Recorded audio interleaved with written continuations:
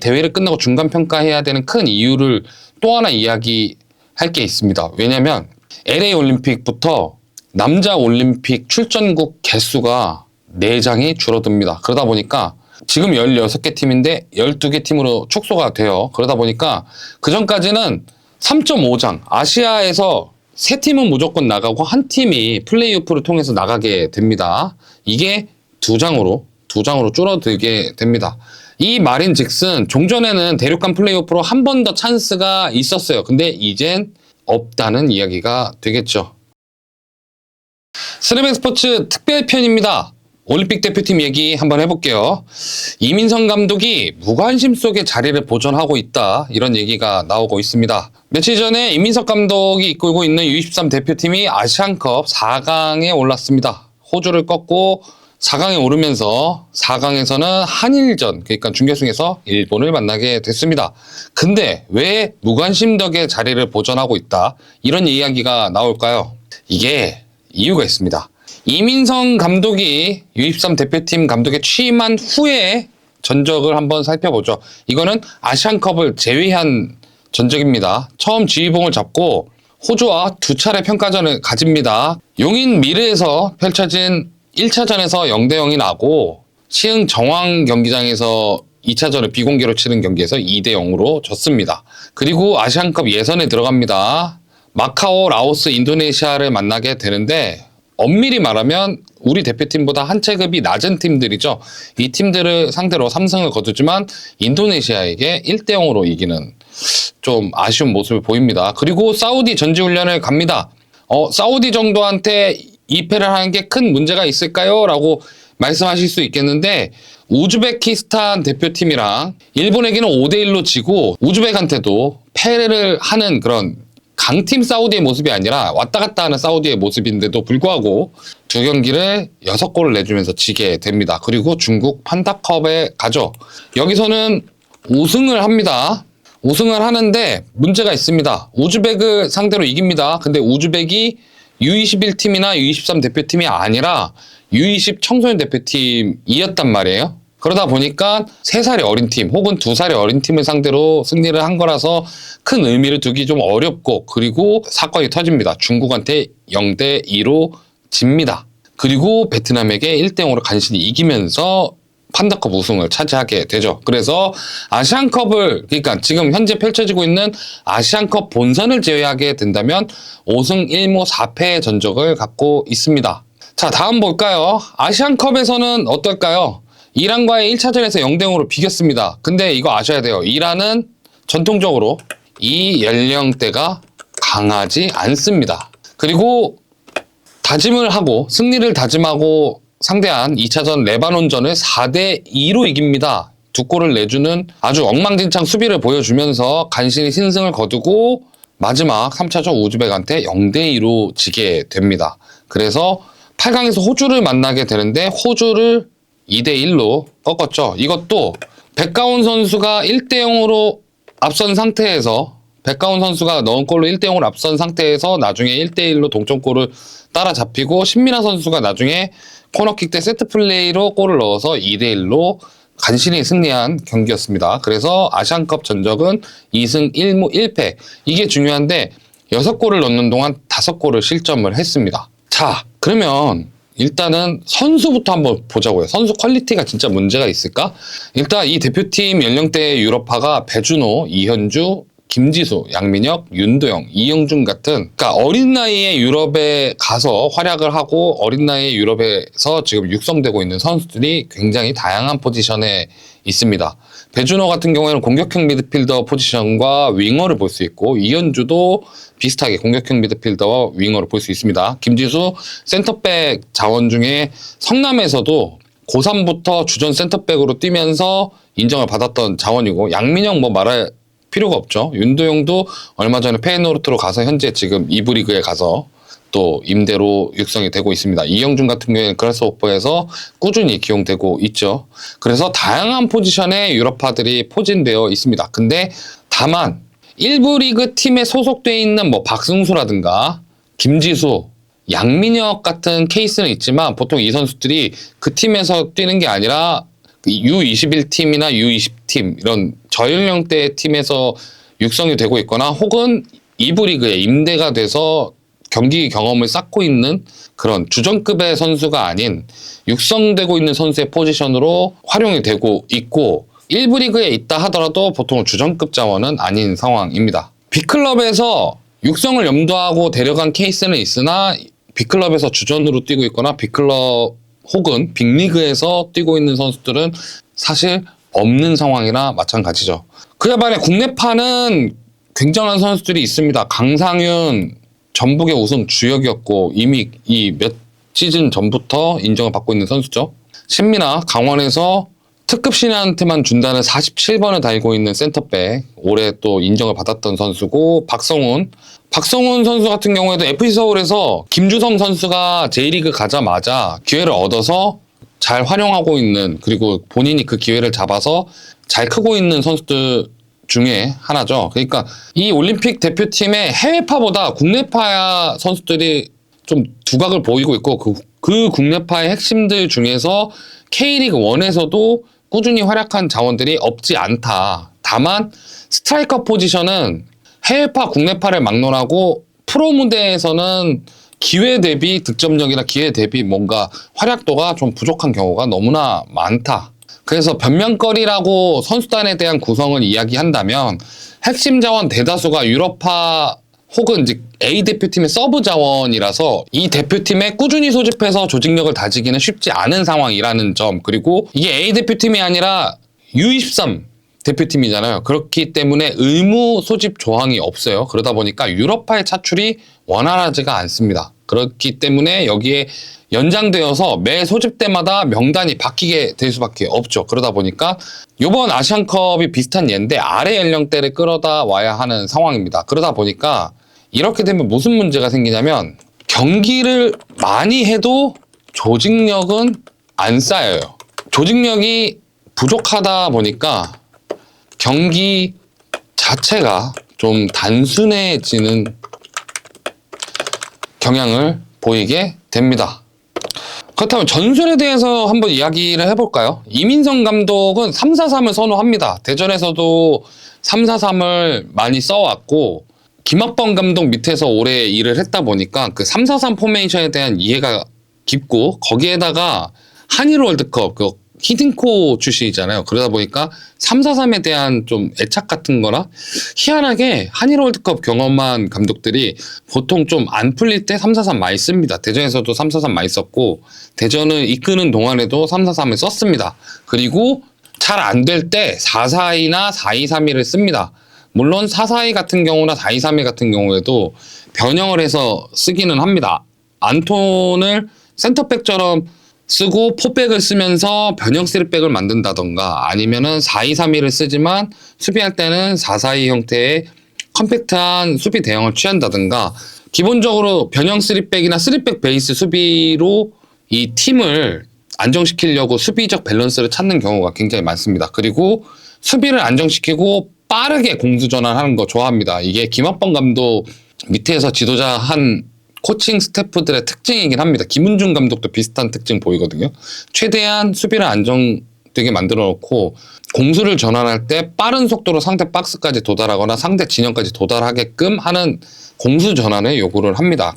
거기에 전방 압박을 섞습니다. 전방 압박을 섞을 때는 어떤 경우냐면 상대가 아래선에서 빌드업을 시작을 할 때 상대 진영 자체를 빠르게 전방 압박하면서 높은 위치에서 볼을 탈취한 후에 공수 전환을 시도하는, 이게 개겐 프레싱이라 하잖아요.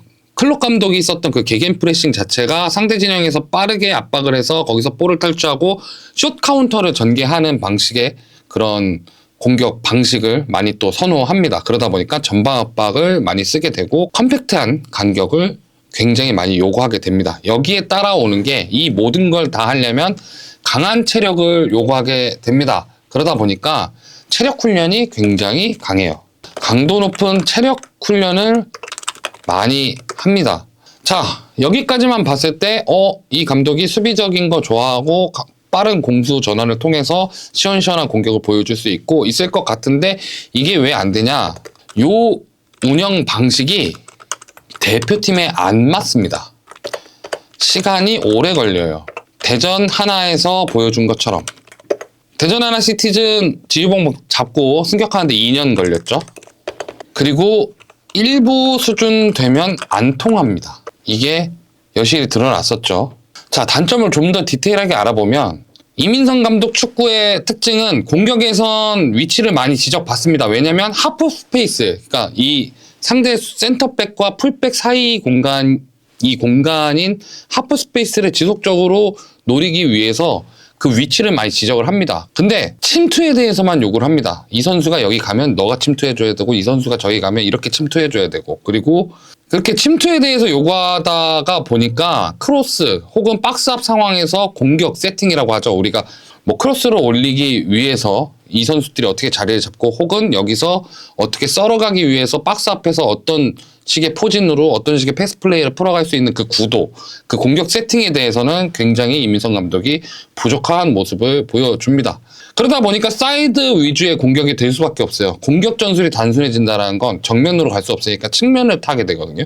측면을 타다 보면 결국에 필요한 건 키가 큰 스트라이커가 필요하게 됩니다. 거기에 옵션으로 따라 붙는 게 있습니다. 그게 단순해지기 싫어서 여기에 덧붙이는 옵션이 10번. 그러니까 내가 침투도 하고 경기를 풀어주거나 조립할 수 있는 수준 높은 공격형 미드필더가, 그래서 이민성 감독이 이게 꼭 필요하니까 썼던 선수가 이진현, 마사입니다.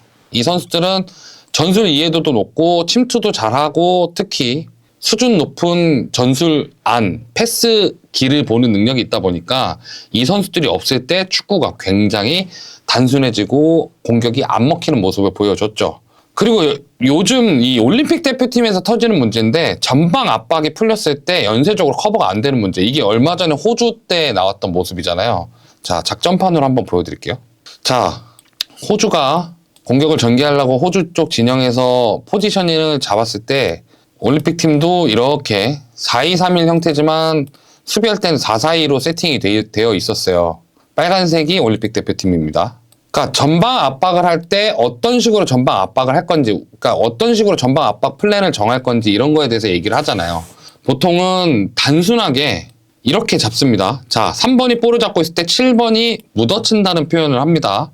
그러면 5번한테 가면 이제 7번이 따라가고 9번이 그 뒤에 선수를 당겨주고 10번이 여기 안쪽에 있는 선수를 잡거나 혹은 이 선수를 같이 싸거나 하겠죠.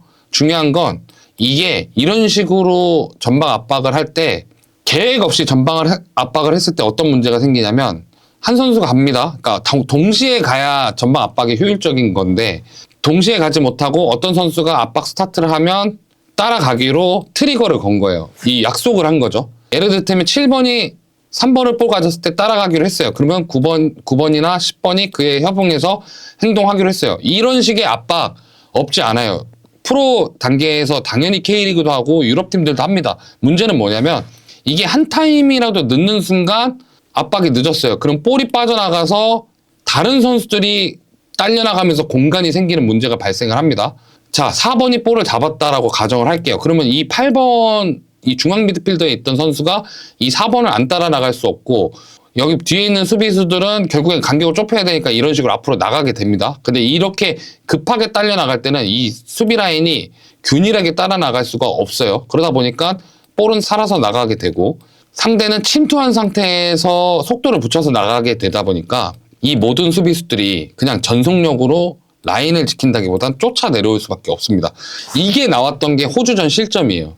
이런 식의 모습을 보여줬던 게 호주전의 실점 상태였습니다. 그러다 보니까 전방 압박이 풀렸을 때 연쇄적으로 커버가 안 되는 문제가 이런 식으로 발생을 했다. 그리고 여기에 더불어서 이거는 제가 오늘 몇 경기를 봤을 때 어떤 문제가 발생을 하냐면, 전방 압박을 합니다. 혹은 상대 진영, 그러니까 우리가 이제 유식한 말로 얘기를 하면 미드블록을 선다라고 얘기를 하면 보통 이렇게 운동장 중간 정도의 컴팩트하게 라인을 만들어 놓습니다. 여러분들도 조기축구를 하시잖아요. 조기축구를 하실 때 이때는 프레스하는 상황이 아닙니다. 전방 압박을 강하게 하는 상황은 아니지만 수비 라인이 이렇게 올려 있습니다. 아까 말씀드렸다시피 이민성 감독의 전술은 3선이 타이트하게 모여 있을 때입니다. 근데 골키퍼가 이렇게 되면 골키퍼가 전체로 커버하는 범위가 요 정도가 되겠죠. 요 정도가 되겠죠. 그러면 요거에 대한 약속을 어떻게 하냐면 보통은 센터백들이 킥을 때릴 때쯤 먼저 물러주거나 혹은 골키퍼가 그만큼 앞서 있으면서 요 공을 이렇게 넘어올 공에 대한 대비를 할 준비를 합니다. 근데 이민성호는 요거에 대한 준비가 굉장히 미비합니다. 그러니까 요거 자체도 센터백이 내려올 상황과 골키퍼가 나갈 상황에 대해서 면밀하게 준비되어 있지 않고 상황에 따라 니네가 내리거나 골키퍼가 올리거나 요거에 대한 판단을 선수들한테 맡겨서 그래요. 근데 선수들은 호흡이 올라온 상태고 경기가 진행되고 있는 상태에서는 충분히 판단 미스할 수 있는 상황이 많잖아요. 그러다 보니까 그래도 디테일하게 어느 정도까지는 이거는 제가 감독이 지정해줘야 된다. 감독이 정리를 해줘야 된다라고 생각을 하는데 이민성 감독 축구가 지금까지 올림픽 대표팀에서 흘러오는 동안 요거에 대한 문제가 지속적으로 발생을 했었다. 그러다 보니까 아까 전적에서 보다시피 전적을 다시 한번 볼까요? 2실점했고 6실점했고 그 다음에 자 10경기를 하는 동안 이민성호가 2골 먹었죠. 2골 먹었죠. 4골 먹었죠. 그리고 2골 먹었죠.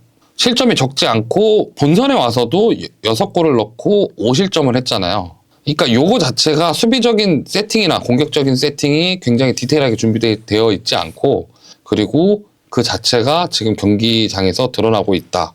공격적인 부분도 다시 한번 작전판을 통해서 보자면 자 백가운 선수가 굉장히 멋있는 모습으로 골을 넣어줬습니다. 그거 자체도 보다 보면 호주가 이렇게 밀고 들어옵니다. 호주가 미드블록이나 이렇게 어찌됐건 호주도 강팀이다 보니까 우리 상대로 압박을 맞불을 놓겠죠.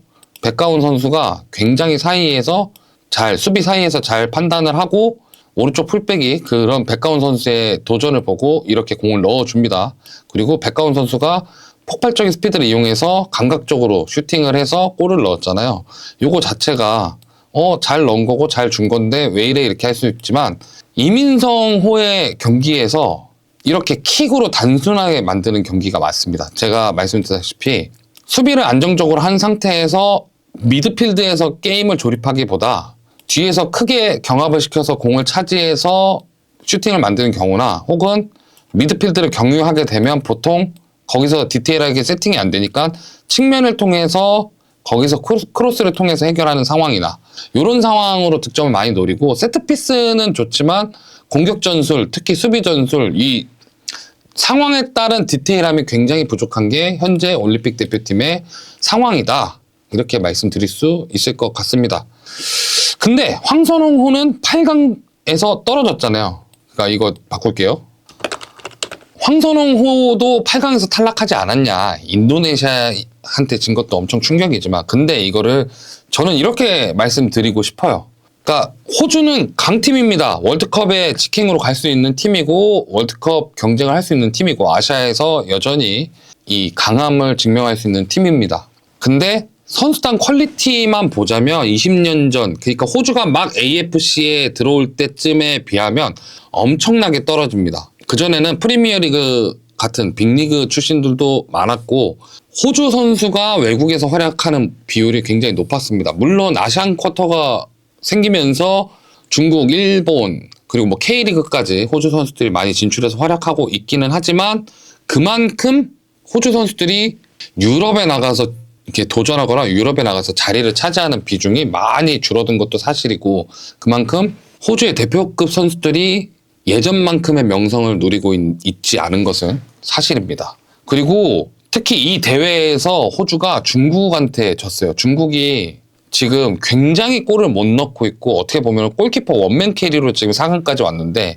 이 대회에서 중국이 호주한테 2대0으로 졌습니다. 그러니까 못한 팀 대 못한 팀의 경기였지만 호주에 비해서 우리가 좀 나았다는 정도지 우리가 호주전을 기점으로 대표팀의 경기력이 완전히 바뀌고 대표팀의 상황이 완전히 좋아졌다라고 얘기하기는 좀 힘들다고 생각을 합니다. 이게 이런 식으로 볼 수가 있어요. 일본이 요르단한테 승부차기 끝에 4강에 올랐고 우리는 뭐 호주를 2대1로 이기고 올라오고 그리고 중국도 그렇게 올라왔다 하지만 이게 디테일한 부분을 보면 일본은 23세 팀이 아닙니다.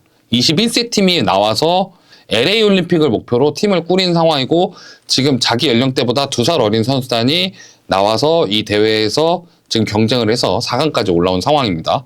그리고 중국 같은 경우에는 이번에 골키퍼 하나가 엄청나게 잘 튀어나와서 중국이 지금 대회까지 68개의 슈팅을 허용했다라고 해요. 그중에 23개가 유효 슈팅인데 이 유효 슈팅을 모두 막아내면서 4강에 올라왔습니다. 그러다 보니까 우리가 호주를 이겼다고 지금 대회에서 상황이 반전됐고 이민성 감독의 지금 팀이 굉장히 좋아졌다. 그리고 이민성 감독이 호주전은 플레이 잘못돼서 내가 그것에 대해서 반성을 한다고 하지만 호주전 하나만 보고 지금 대표팀의 분위기가 달라졌고 앞으로 또 이게 우승을 할 수 있고 없고를 따지면 안 된다는 겁니다. 중국도 지금 어떻게 보면 공격력이 굉장히 안 좋지만 4강까지 진출한 상태고 일본은 어린 선수들을 데리고 나와서 지금 준결승에 올라왔기 때문에 그리고 베트남까지 있잖아요. 베트남은 또 김상식 감독이 이끌고 있죠.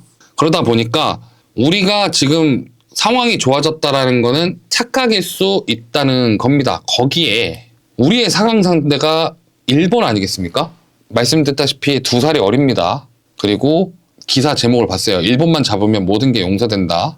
저는 감히 이렇게 말씀드리고 싶습니다. 한 경기로 평가가 뒤집어지면 안 됩니다. 그리고 개인적으로 생각했을 때 저는 이 감독의 축구 방향이 잘못되지 않았는데도 불구하고 감독이 성과가 안 좋으면 잘라야 된다. 이런 식의 말을 안 좋아하는 편인데 이민성 감독이 이끄는 이번 대회는 한 경기로 평가하면 안 되고 그러니까 설령 일본을 이기고 결승에 진출해서 우승을 하더라도 대회 전체적으로 평가를 해야 된다라고 생각을 합니다. 자, 왜 이 지경이 됐을까요?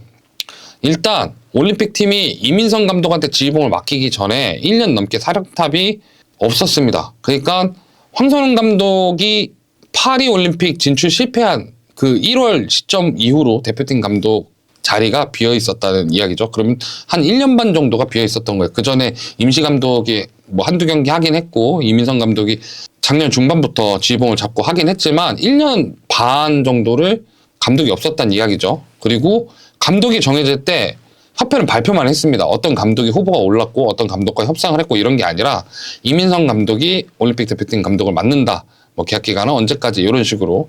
그러다 보니까 팬들은 뭐라고 비판해요? K리그 감독 돌려막기의 비판이라는 이야기를 할 수밖에 없습니다. 왜냐하면 이민성 감독은 대전을 이끌다가 본인이 사임을 했고 그 자리에는 황선홍 감독이 올라갔고 이민성 감독이 올림픽 대표팀 감독으로 가장 최근의 경력을 갖고 있는 사람이다 보니까 이렇게 올 수밖에 없었던 거니까요.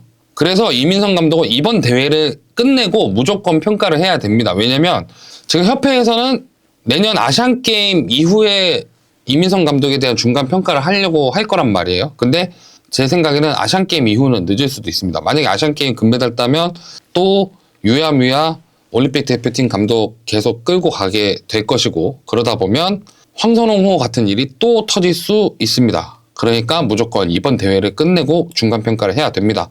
그러면 이민성 감독만 평가를 해야 되냐? 절대 안 되죠. 대표팀 지원에 대한 문제도 평가를 해야 됩니다. 앞서 사우디 평가전 때 이야기가 나온 게 있어요. 사우디 평가전 때 이야기가 나온 게 무슨 이야기냐면 유럽파는 협조가 됐는데 K리그 구단이 협조가 안 돼서 사우디 평가전 치르기 하루 전에 K리그 팀들이 오히려 들어오는 K리그 선수단이 하루 전에 들어와서 오히려 유럽파 선수들하고 합을 맞출 시간이 하루밖에 없는 그 상태로 경기를 하고 그 상태로 평가전을 치렀던 적이 있는 만큼 대표팀의 지원에 대한 문제도 평가를 해야 하고요. 협회 차원에서 U23 팀에 대한 지원이 충분했는가에 대해서도 평가를 해야 됩니다. 그 부분을 다 전체적으로 놓고 평가를 했을 때 이민성 감독이 본인이 역량을 발휘할 수 있는 충분한 상황이었는가 혹은 이민성 감독이 가용할 수 있는 자원을 충분히 가용할 수 있었음에도 이런 상황이었던가 혹은 본인의 선택이었던가 이런 것들을 다 면밀하게 놓고 평가를 해야 된다라고 생각합니다. 왜냐하면 1년 넘게 비워놓은 자리고 그러니까 보통은 대표팀을 이 선수단 구성을 할 때 어느 정도 체크를 해놓는 그 리스트가 있습니다. 그 리스트가 있는데 이게 1년 동안 대표팀이 구성이 안 됐고 관련된 스태프가 구성이 안 돼 있던 상황이다 보니까 이 연령대에 대한 선수단이 체크가 안 돼 있었을 가능성이 굉장히 높아요. 그러니까 여전히 협회의 방향성은 대회에만 초점이 맞춰져 있다. 물론 병역 특례에 대한 부분은 중요하지만 협회가 그렇게 부르짖는 MIK, 메이드 인 코리아는 대체 어디로 가 있는가 이 얘기를 하고 싶은 겁니다. 그리고 이민성 감독을 중간평가, 이 대회를 끝나고 중간평가해야 되는 큰 이유를 또 하나 이야기할 게 있습니다. 왜냐면 LA 올림픽부터 남자 올림픽 출전국 개수가 4장이 줄어듭니다. 그러다 보니까 지금 16개 팀인데 12개 팀으로 축소가 돼요. 그러다 보니까 그전까지는 3.5장, 아시아에서 3팀은 무조건 나가고 한 팀이 플레이오프를 통해서 나가게 됩니다. 이게 2장으로 줄어들게 됩니다. 이 말인즉슨 종전에는 대륙간 플레이오프로 한 번 더 찬스가 있었어요. 근데 이젠 없다는 이야기가 되겠죠. 정리를 한번 해보겠습니다. 이민성 감독 저 개인적으로 좋아합니다. 이민성 감독이 실력 없는 감독이라고 생각하지 않고요. K리그에서는 어느 정도 성과를 보여준 감독이라고 생각을 합니다. 그럼에도 불구하고 이번 대회를 보고 결정을 해야 됩니다. 저는 대표팀 감독이라면 선수단 사정이 뭐 차출이 안 된다거나 핵심 선수의 부상이라던가 그런 것들이 있어도 감독은, 특히 대표팀 감독은 그에 대한 플랜을 좀 많이 준비를 해놓고 대비를 했어야 된다고 생각을 합니다. 왜냐하면 대표팀 감독 같은 경우는 그 자리로 평가받는 자리고 그 대회에 대한 성과, 단기전에 대한 성과로 평가받는 자리이기 때문에 그걸 해야 되는 사람이라서 대표팀 감독으로 부른 겁니다. 그게 어떤 연령대든 말이죠. 그리고 우리의 사정에서 축구 유망주, 특히 20세, 23세 대표팀 유망주들의 올림픽과 아시안게임의 중요성, 이 중요성이 굉장히 중요하기 때문입니다. 왜냐하면 이미 파리 올림픽이 빵꾸가 나면서 그 연령대에 있는 선수들이 와일드 카드를 받아야 되는 상황에 처했어요. 그러다 보니까 이 선수들이 해외에 있는 경우에 제한적인 기회를 받아야 되는 상황에 처했고, 그러다 보니까 한 연령대는 이제 어떻게 보면 해외 생활에 대한 제동이 걸린 거죠. 근데 지금까지 우리나라가 해외파가 많을 수 있었던 이유, 뭐 김민재 있고요, 이재성 있고요. 여러 선수들이 아시안게임이나 올림픽을 통해서 병역 특례를 받고 유럽 생활이나 해외 리그 생활을 이어갔단 말이죠. 그러니까 앞으로 우리 축구 유망주들, 대표팀급 자원들이 해외 진출 혹은 해외 리거 생활에 경력 단절이 될 수 있는 문제이기 때문에 이민성 감독에 대한 평가를 굉장히 면밀하게 판단을 해야 된다고 생각합니다. 아이러니하게도 저는 특히 올림픽팀, 이런 연령별 팀은 홍명보 감독이 런던 올림픽을 이끌던 당시 시스템으로 돌아가야 된다고 생각합니다. 홍명보 감독이 런던 올림픽을 가기까지 어떤 식으로 운영이 됐냐면 U20 월드컵 홍명보 감독이 맡기 시작합니다. 이 주축이 아시안게임에 같이 가요. 물론 일부 U23 선수가 포함이 됐지만 아시안게임에서 U21 선수, 그러니까 일본식으로 운영을 한 거죠. 그러니까 2011년부터 이 U20 월드컵 나갔던 선수들 주축들이 올림픽 예선을 뛰게 됩니다. 그리고 그 과정에서 U20 월드컵을, 다른 월드컵을 나갔던 아래 연령대들, 뭐 드태면, 지동원, 뭐 백성동, 남태희 같은 선수들이 이 올림픽 팀에 포함이 되게 되죠. 물론 이 프로젝트를 홍명보 감독만 하고 딱 끝낸 건 아닙니다. 이광종 감독이 같은 테크트리를 탔어요. 20세 월드컵을 2번을 가고 두 번째 월드컵, 20세 월드컵을 갔던 선수들로 리우 올림픽을 준비하는 그 노선을 탔습니다. 근데 이광종 감독이 급성 백혈병에 걸리면서 신태용 감독으로 바뀌게 되고, 그러다 보니까 이제 그 프로젝트가 무너진 거지. 원래 이광종 감독도 홍명보 감독처럼 이렇게 육성해서 어느 정도 이 성과를 내게 하는 그 시스템으로 가려고 했어요. 근데 그게 어느 순간부터 무너졌죠. 신태용 감독이 맡게 되고, 그 다음에 김학범 감독이 맡게 되고, 그 다음에 황선우 감독이 맡게 되는 식으로 이게 2년 사이클 주기로 다시 돌아가게 됐습니다. 저는 U19부터 U23 대표팀 4년 사이클로, 우리가 A 대표팀 맡기듯이 이 연령대 대표팀은 4년 사이클로 잡아야 된다라고 생각을 합니다. 그리고 그 연령대 별 감독들끼리 연령 교류를 할 수 있게, 서로 사이 연령을 교류할 수 있게 각각 담당하는 지도자들이 생겨야 된다고 생각하고요. 그렇게 팀 시스템을 해놓게 되면 그 다음 팀 감독이 생기더라도 선수를 파악하고 교류하는데 굉장히 용이하게 되고 연속성을 갖게 됩니다. 그러면 통일성 있는 대표팀 운영을 할 수 있고 뼈대가 완성될 수 있다고 생각을 합니다. 어떻게 보면 우리가 앞으로 아시안게임에서 어떤 성과를 거둘 수 있을지, 그리고 우리가 올림픽을 나갈 수 있는 팀이 될 수 있을지 판가름할 수 있는 경기라고 생각을 합니다. 이게 굉장히 좀 아쉬운 게 축구 자체가 관심이 줄어든 느낌이 들다 보니까 U23 대표팀도 응원을 받아야 되는데 오히려 응원받지 못하고 무관심으로 일관되는 것 같고요. 이거에 대해서 축구협회가 시스템을 만들어 나갈 수 있는 대표팀 감독 선임을 해야 되지 않나 생각을 합니다. 지금까지 스냅스포츠 특별편 대표팀 이야기 해봤습니다. 장동희였습니다.